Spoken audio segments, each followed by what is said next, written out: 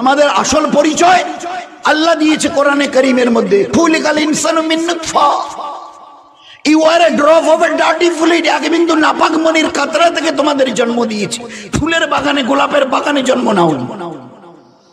সুতরাং বড়াই করা, অহংকার, দেমাগ, এটা আমাদের শোভা পায় না। আমার পরিচয়, আমি এক বিন্দু নাপাক মনির কাতরা ছিলাম, ওখান থেকে আল্লাহ পাক এই জিসম দিয়ে দুনিয়াতে হায়াত দিয়েছেন। কিসের জন্য? জীবনটাকে বানাবার জন্য। লিল্লাযী খালাকাল মাউতা ওয়াল হায়াতা লিয়াবলুয়াকুম আইয়ুকুম আহসানু আমালা। জন্ম আর মৃত্যুর মাঝখানের এই সময়, এ দুনিয়ার ইনসান, কে কতটা ভালো ইবাদত করে আমি আল্লাহ দেখব। আইয়ুকুম আহসানু আমালা, হাসান সুন্দর, ভালো ইবাদত করো জীবনটাকে ধন্য করবার জন্য। ভালো ইবাদত,